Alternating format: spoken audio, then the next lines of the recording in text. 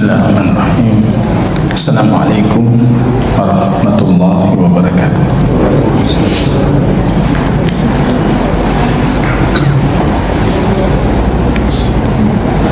Alhamdulillahirabbil alamin. Wassalatu wassalamu ala sayyidil anbiya'i wal mursalin wa ala alihi wa ashabihi ajma'in. Amma ba'du, ikhwatal iman, a'azzani Allah wa iyyakum jami'an.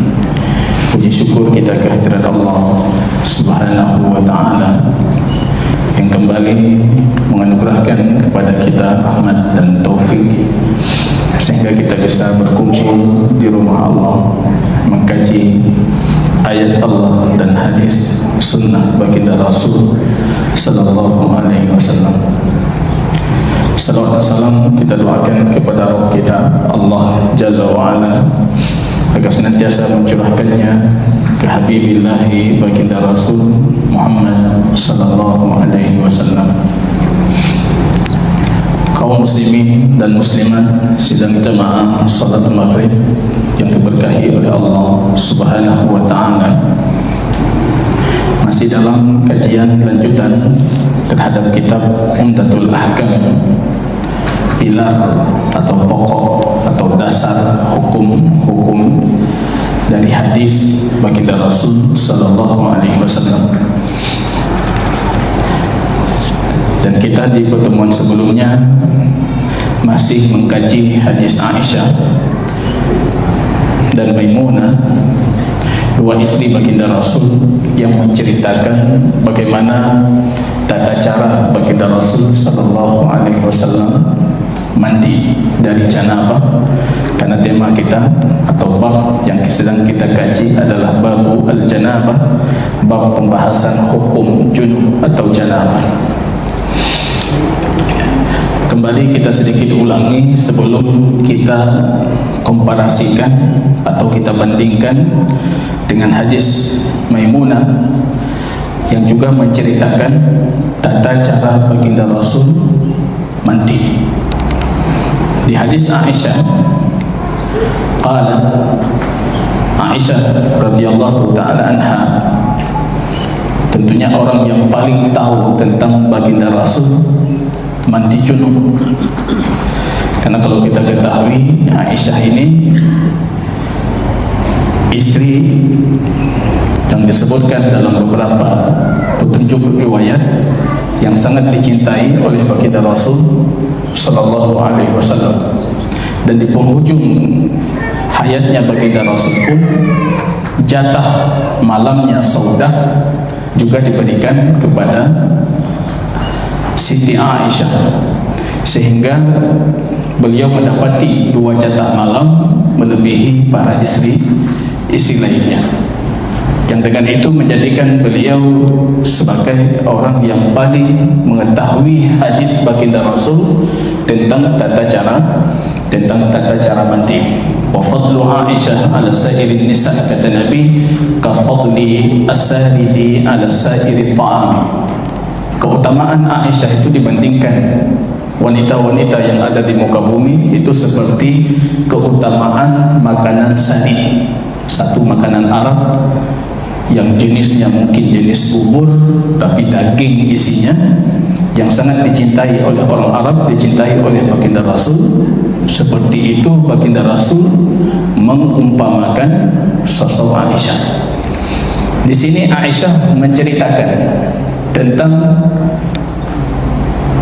kejadian mandinya beliau dengan suaminya Rasulullah sallallahu alaihi wasallam.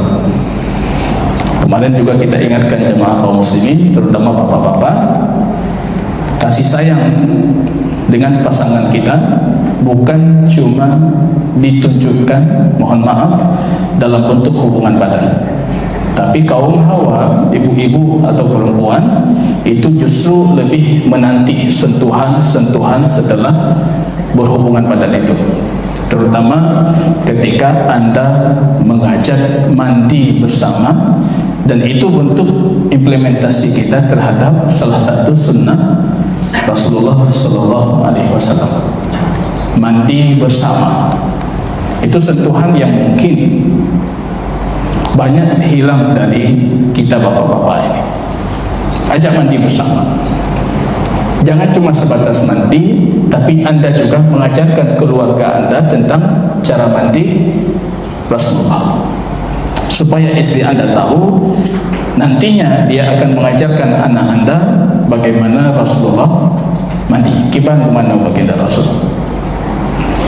Wa kana naghtasilu aw kuntu aghtasilu ana wa Rasulullah min ina'in wahid. Jangan mandi bareng, tapi kamar mandinya pisah, sama aja kan. Jangan mandi bareng, tapi embernya pisah. Apa fungsi mandi bareng, ember pisah? Tapi mandi bareng seperti Rasul, satu ember. Naqtarifu jami'an, tiga pojok. Bahkan dalam hadis beberapa riwayat, Aisyah itu memaksa baginda Rasul untuk memberikan tempat ambil airnya itu kepada beliau. Da'ni ya Rasulullah, kasih giliranku, kasih giliranku. Imam Sufyan ibn Uyainah mengatakan, al-firq, tempat mandi baginda Rasul dengan Aisyah itu namanya firqin. Firqin itu berapa ukuran air di dalamnya? Itu cuma satu sak. Satu sak itu 4 mud. Satu mud 250 ml. Satu sak itu 1 liter Pak. Oh, tiga sak. 3 sak berarti 3 liter. Ini satu-satunya hadis yang paling banyak kita dapati dari baginda Rasul. Beliau menggunakan air ketika mandi itu 3 liter bagi 2, 1 liter setengah. Seringnya baginda Rasul itu mandi 1 sak, 1 liter. Seringnya baginda Rasul satu sak, 1 liter. Pulang minggu yang lalu, ya, hadis ini pulang dari kajian sini, hari berikutnya saya ajarkan siswa di sekolah. Kebetulan kami sedang punya masalah dengan pompa air. Itu lebih daripada, padahal air yang tersedia itu sudah 25.000 liter. Urung 25.000 liter hantebi. Saya katakan ke siswa saya, kalau kalian praktek apa yang saya ajarkan tentang cara mandi Rasul, Saboh Kecamatan Krung Barunajaya tinggi. Rupanya setelah saya ajarkan itu, besoknya saya lihat airnya jauh tersisa dibandingkan hari-hari sebelumnya. Jangan kita katakan kami lebih bersih daripada Rasulullah. Nggak ada yang lebih bersih dari baginda Rasul. Nggak ada yang lebih menyukai bersuci dibandingkan baginda Rasul. Tidak ada yang lebih wangi tubuhnya dibandingkan baginda Rasul. Tanya behi taboh drong, banta jombe, beken kok mudro dah terjijum. Ini ada masalah dengan cara mandi kita. Boros. Anda mandi berdosa, saya jamin itu. Saya juga barangkali seperti itu. Mandi kita berdosa. Mandi berdosa, dijamin itu. Ijma' dinukilkan oleh Imam An-Nawawi, konsensus para ulama. Israf, menggunakan air untuk kebutuhan wajib, itu haram. Berwudu di tengah air yang mengalir di sungai, kata beliau, cuci muka 4 kali, dosa tidak? Dosa. Cuci tangan 4 kali, berdosa tidak? Berdosa. Padahal airnya ngalir lagi ke sungai. Bagaimana dengan Anda yang mandi itu 2 ember besar belum cukup air? Itu israf.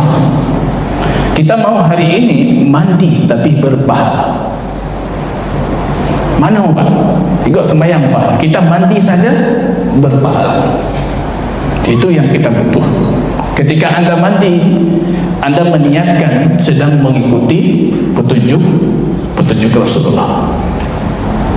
Ketika Anda mandi, Anda mempraktekkan cara mandi, di situ ada penghormatan untuk air. Di situ ada rasa syukur dalam menggunakan nikmat air yang Allah berikan. Mungkin Bapak Ibu tidak melalui masa-masa seperti itu. Kalau kami yang dulu sekolah di Arab, yang kata Ibu, Haboh timai payah lo. Bagaimana anda mandi dengan air anda beli, Pak? Nyejit di tengah ni teh beli ke mana, Pak? Karena airnya kita beli, nggak ada air gratis. Kalau di sini kita gampang, tinggal takuh dibeli. Tapi apakah nikmat itu tanpa rasa syukur kita akan bertahan? Itu belum tentu. Kita mendengar banyak kabar berita-berita tentang akan datang masa krisis terhadap air di negara kita di masa yang akan datang. Itu sudah diprediksikan itu. Makanya perlu cara mandi baginda Rasul. Seringnya beliau mandi satu sah.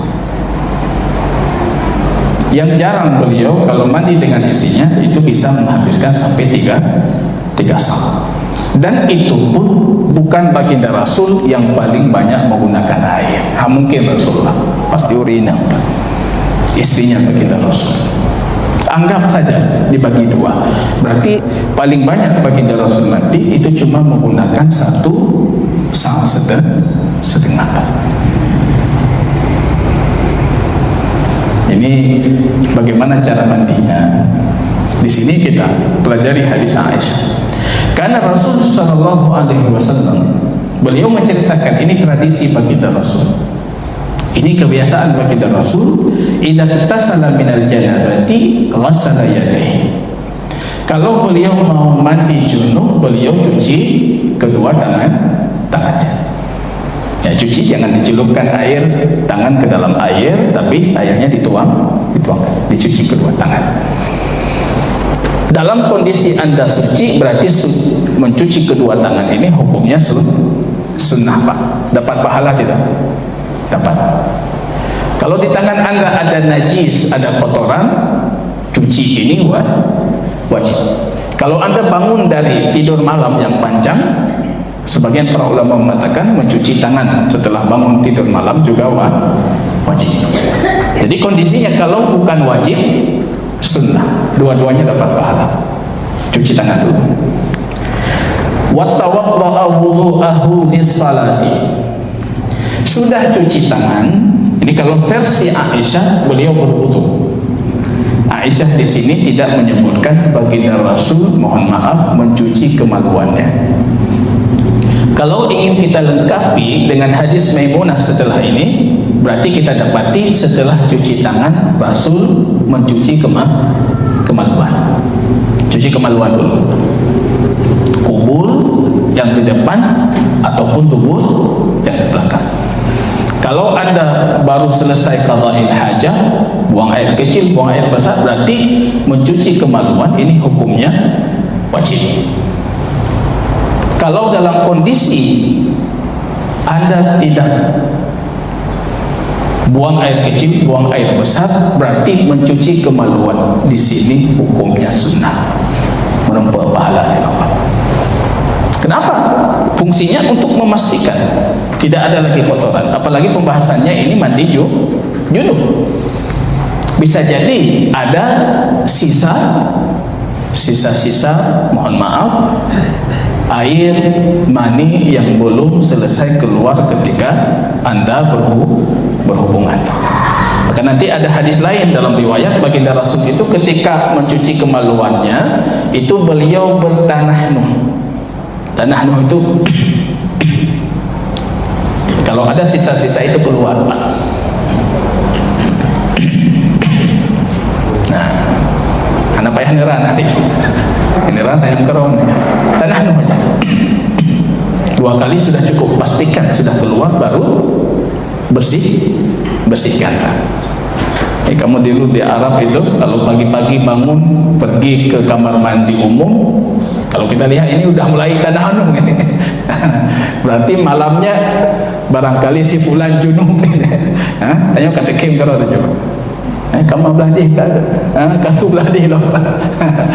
Itu tanahnuh. Berarti kita pastikan keluar dulu. Kalau tanah nahak beranjak ke tempat lain, itu nanti sunnah lain. Selesai mandi, pindah posisi ke tempat yang bukan kita mandi, baru kita cuci kaki. Itu tanah nah. Ya. Kalau tadi tanah nu, kalau tadi tanah ha itu. mencuci kemaluannya baginda Rasul. Sudah cuci tangan, cuci kemaluan, bersihkan kemaluannya. Wa tawadda'a wudu'ahu lis-shalah. Sebelum beliau mandi, beliau mulai dengan wudu.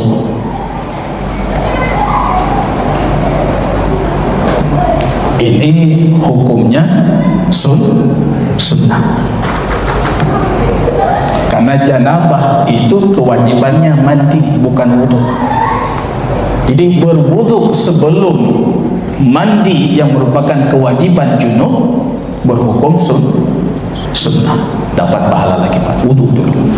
Wa tawadda'a wudu'ahu lis-shalah. Aisyah mengatakan baginda Rasul selesai mencuci kemaluan tadi, beliau berwudu seperti wudunya untuk salat. Berarti wuduknya nggak main-main. Berarti wuduknya wuduk serius Pak. Kadang-kadang kita berpikir adalah mutunah tarah muka tarah jaro kasih. Tawadda'a wudu'ahu lis-shalah. Beliau bertawaddu, berkumur-kumur, beristinsyaq, mengeluarkan air dari hidung, mensempurnakan, mentakhlil lihyat, jenggotnya itu digosok,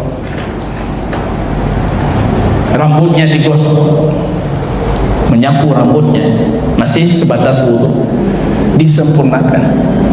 Maka Aisyah mengatakan dengan penguatan, tawadda'a wudu'ahu lis-shalah. Wuduknya untuk salat seperti itu beliau berwuduk sebelum mandi. Ini penting Pak. Tapi kayaknya sunnah dan jid aku Pak, dalam kondisi tertentu secara medis tidak boleh ditinggalkan. Dalam kondisi dingin, malam hari, tiba-tiba Anda mengambil air mengguyur ke tubuh Anda, itu bisa stroke, bisa kena saraf. Sahabat kami dulu ketika masih di Jawa, pulang dari Jakarta sore sampai ke Sukabumi malam, dingin Pak, Sukabumi, Bogor, perjalanan dingin, Banwo, Cogi, Tiram. Paginya, mohon maaf, kena saraf, mukanya dingin Pak, muka bentuknya sudah berubah langsung. Padahal petunjuk baginda Rasul mengajarkan kasih dulu untuk bagian tubuh Anda itu merasakan dulu airnya Pak. Betik jernih, celup tangan, bersih tangan, wudhu dulu area muka, cuci tangan, cuci ini, supaya tubuh kita tidak terkejut dengan kondisi air yang kita tuangkan. Anda dapat pahala sunnahnya, belum lagi secara medis itu sudah dibuktikan sangat bermanfaat. Kita malam-malam mandi Pak, mandi junub, kadang-kadang kondisinya dingin tapi kita paksa langsung guyur, tergigit pada badan. Padahal kalau kita amalkan petunjuk baginda Rasul, sudah tangannya dicuci, sudah disempurnakan, kepalanya nanti disentuh dengan air, ditakhlil, ubun-ubunnya kena air, setelah itu baru kita siram, baru kita guyur. Dapat pahala sunnah, sehat secara medis. Beliau berwudu dengan wuduknya untuk salat. Artinya beliau menyempurnakan wuduknya. Semaktasan. Kemudian beliau mandi. Ini secara umum Aisyah menyebutkan, tapi lebih detail nanti Maimunah memaparkan secara lebih detail. Summa yukhallu biyadaihi sya'rahu. Kemudian baginda Rasul memasukkan tangannya ke dalam air, menggosok-gosok kepalanya. Ini refleksi penting. Gosok tangannya. Alpi oleh baju Pak. Katanya mana terjadi dah ke dikejar dulu. Ambil, gosok-gosok. Belum dituangkan airnya. Setelah itu baru beliau siramkan airnya ke seluruh bagian kepala baginda Rasul 3 kali. Dalam beberapa riwayat 2 kali, ada 2 dan 3 kepala. Hadis yang kita sebutkan di pertemuan sebelumnya, tahta qulu sya'ratin janabah, itu hadisnya lemah. Tapi Tapi hadis itu yang dipegang misalnya dalam mazhab Syafi'i, artinya setiap kulit kepala itu wajib harus menyentuh air. Kalau kita kembali ke hadis-hadis baginda Rasul, justru tidak ada petunjuk yang menyebutkan kulit kepala itu ketika mandi junub harus menyentuh air. Yang ada, rambut bagian bawah itu harus mengenai air. Kalau kulit kepala sunnah.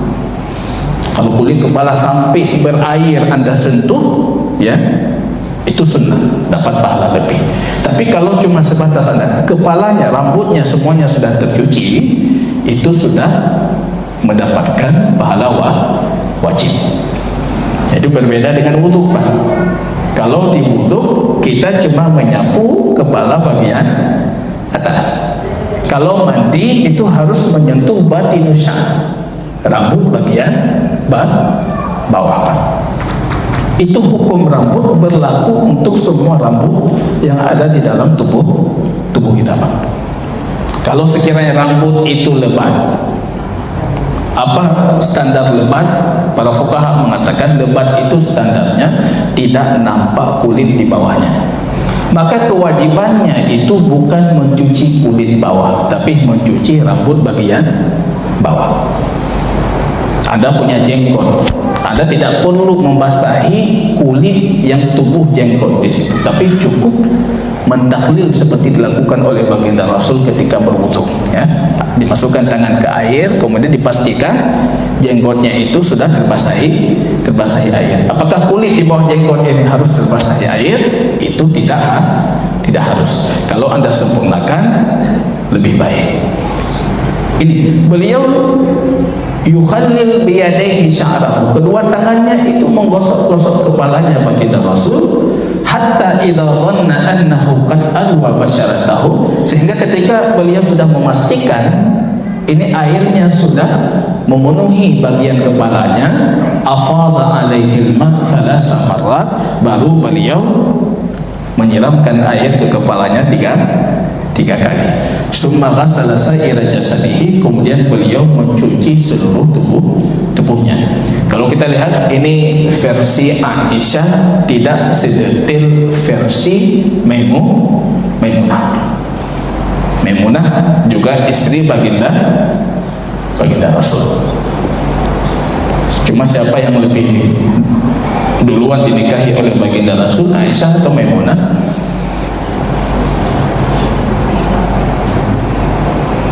Aisyah, istri terakhir baginda Rasul Maimunah. Maimunah itu terakhir kali, Pak. Ketika beliau umratul qadha, ya, umrah yang tidak jadi, akhirnya jadi, beliau diminta untuk menikahi Maimunah oleh Abbas. Yang saya maksud di sini, kalau perihal detail cara mandi Rasul, detail yang disampaikan oleh Maimunah. Padahal kenyataan historisnya Maimunah ini istri yang mungkin kalau kita angkat cuma berapa tahun saja dengan Rasulullah. Kalau Aisyah itu sudah bertahun-tahun dengan baginda Rasul. Ini hadis yang kita bacakan. Kalau Anda ingin menelusuri hadis-hadis Aisyah tentang mandi baginda Rasul, tentunya juga kita akan mendapati banyak sekali detail-detail yang disebutkan oleh Aisyah. Kalau kita bacakan hadis Maimunah, wada'a Rasulullah wudu al-janabah fa'aqfa'a biyaminihi ala yasarihi marrataini aw thalatha. Baginda Rasul sallallahu alaihi wasallam meletakkan air untuk wuduknya dari junubnya. Yang beliau lakukan, beliau menuangkan air dengan tangan kanannya ala yasarihi 2 kali atau 3 kali. Dicuci tangannya dulu sampai pergelangan 2 atau 3 kali. Kemudian beliau mencuci kemaluannya. Yang tadi kita jelaskan apa hukum mencuci kemaluan. Bisa jadi kondisinya wajib, bisa jadi kondisinya sunnah. Summa dharaba yadahu bil ardi aw bil haiti marrataini aw thalatha. Rupanya Rasulullah dalam hadis Maimunah ini selesai mencuci kemaluan, beliau memukul dengan kedua tangannya itu ke dinding atau ke tanah yang di bawah, menggosok-gosoknya. Tangannya dipukul ke depan, karena dinding rumah baginda Rasul juga dari tanah liat, lantainya juga tanah liat, tanah atau tanah berpasir, menggosok-gosok.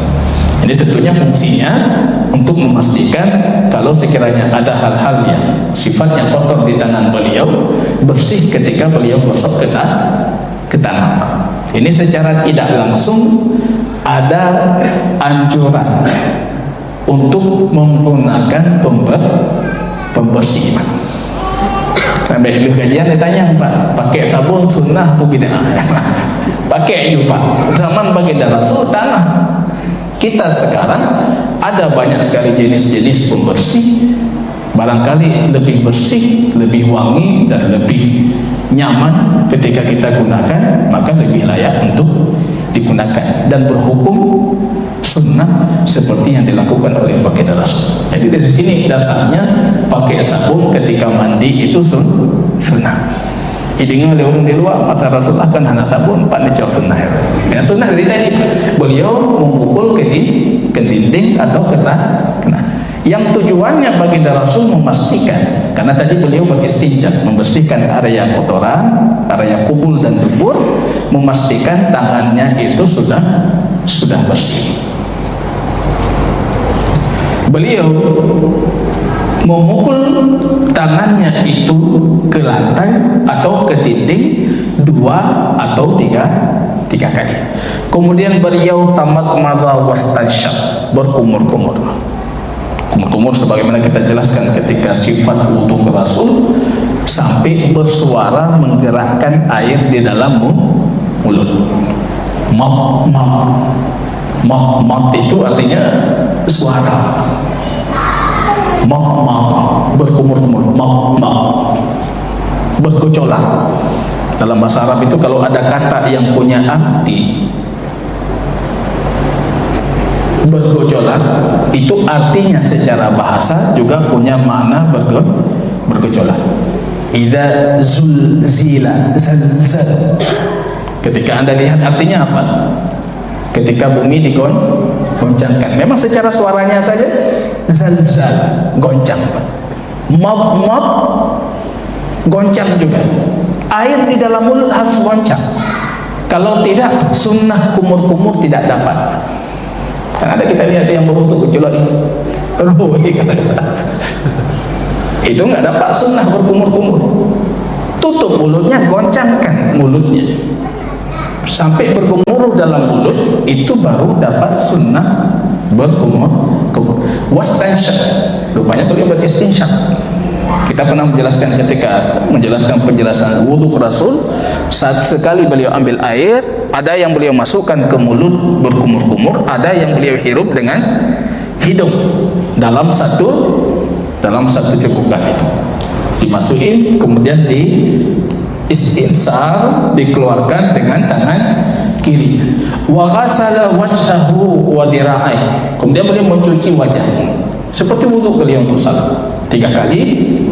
Wa dira'ai, tangan sampai siku. Dalam hadis beliau justru menggosok sikunya, memastikan kalau area siku itu sudah masuk ke dalam bagian wudu. Summa ghasala jasadahu, kemudian beliau baru mencuci badannya. Merujuk ke beberapa hadis yang lain, terutama hadis tentang sifat mencuci badan ketika memandikan jenazah, dan itu yang dianalogikan oleh para ulama, hendaknya memulai badan bagian kanan. Jadi badan pipet 3 itu, ambil air, sirami bagian kanan dulu. Sebelumnya ke versi hadis Aisyah, rambut dulu, sudah rambut diguyur 3 kali, baru cuci badan bagian kanan. Tidak ada hadis yang secara khusus menyebutkan 2 atau 3 kali. Tapi para ulama sebagaimana dinukilkan oleh Imam Nawawi itu hampir bersepakat. Tradisi Rasul dalam menggunakan air itu 2-3 kali. Jadi kalau anda tanyakan berapa kali itu, 2 boleh, 3 juga boleh. Kemudian baru bagian kiri, ya. Kemudian baru bagian kiri, summa tanaha. Rupanya kalau versi hadis Maimunah, ketika Rasul berwuduk, beliau berwuduk seperti wuduknya untuk salat. Cuma beliau mengakhirkan mencuci kaki. Kaki belum dicuci tadi. Kalau hadis Aisyah itu sudah selesai tuh, kaki-kaki semuanya beliau cuci. Bahkan dalam beberapa riwayat hadis Aisyah tidak disebutkan beliau mencuci sekali lagi kaki. Jadi ada beragam versi dari baginda Rasul. Para ulama menilai ini kembali ke kondisi lantai. Kalau lantainya tanah seperti Rasul, selesai mandi kaki anda masih kotor, maka cari tempat yang tidak kotor, kemudian cuci kaki. Ada juga yang menilai karena kaki itu tempat turun semua kotoran ketika kita mandi, maka sepatutnya dipastikan sekali lagi selesai proses mandi itu kaki dicuci kembali, karena itu sebagai area terakhir yang perlu dibersihkan ketika mandi. Summa tanaha, yaitu baginda Rasul berpindah tempat. Faghasala rijlaihi, kemudian beliau mencuci kedua kakinya. Fa'ataituhu bi khirqatin falam yuridha. Maimunah mengatakan, aku datang membawa kepada baginda Rasul kain yang untuk beliau membasuh atau menghilangkan air di tubuhnya. Kalau bahasa kita anduk. Mendengar hadisnya orang agam, tanya payah tahu ini, hai cicok anduk ya. Lih tayu cok bengeh lah. Iran mau tanya mana sih? Ada namanya anduk. Baginda Rasul itu Maimunah datang, tidak diminta, tidak disuruh. Ini kesadaran kita. Datang istrinya membawa handuk, datang membawa kain supaya baginda Rasul bisa membersihkan air di tubuhnya. Rupanya baginda Rasul tidak mau menggunakan handuk. Itu sunnah juga kan? Wate mana pakai handuk? Ini secara umum, ini sunnah secara umum. Anda berwuduk, makruh hukumnya lepas berwuduk menggunakan handuk atau kain, mencuci air sisa wuduk. Mandi junub yang hukumnya wajib, mandi ibadah, bukan mandi adat. Ada sisa ibadah, air di tubuh anda itu sisa ibadah, jangan hilangkan. Maka caranya apa dilakukan oleh baginda Rasul? Faja'ala yanfudul ma' biyadihi. Rupanya air itu disingkirkan dengan tangannya. Benar Pak?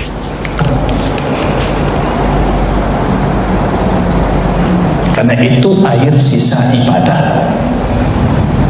Ini makna dari pertama yang harus kita luruskan. Mandi anda itu ibadah Pak, bukan mandi adat, bukan mandi biasa, berpahala anda. Kalau berpahala berarti sisa ibadah itu jangan dihilangkan. Sama seperti anda salat, tiba-tiba ada debu di tempat anda sujud, tidak boleh anda hilangkan ketika salat.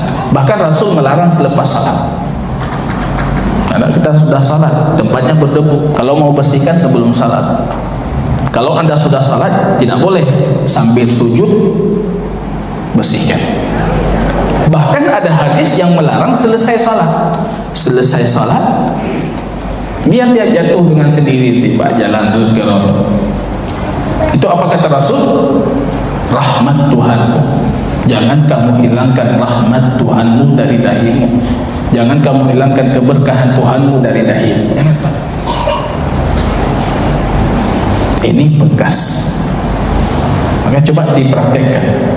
Kalau dipraktekkan, saya rasa kita yang pernah mempraktekkan, rasa nyaman, rasa dingin selesai anda mandi junub itu akan lebih lama dibandingkan anda pakai anduk. Nah, itu pakai anduk nanti akan tumpul badan. Kagak boleh kepayahan mana ulang. Tapi kalau anda melakukan seperti yang dilakukan oleh baginda Rasul, ya, Karena ketika anda buat seperti ini, fanfadal ma biyadihi, menghilangkan air dengan tangannya, itu tidak semua air hilang. Ada sisa-sisa air yang halus di bagian tubuh anda itu yang memberikan rasa nyaman dan rasa dingin ke tubuh anda. Cibraber gitu. Tapi jangan lupa niatkan itu ibadah. Jadi mandi kita ini bernilai pahala. Tentunya banyak hukum-hukum syar'i yang berkaitan tentang tema ini. Yang pertama di sini kita dapatkan boleh mandi berbarengan, bahkan disunnahkan. Yang ada larangan dari Rasul.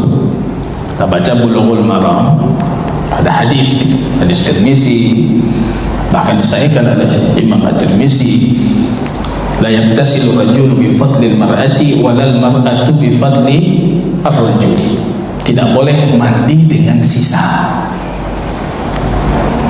Itu ada hadisnya. Mandi bareng, jangan mandi air sisa.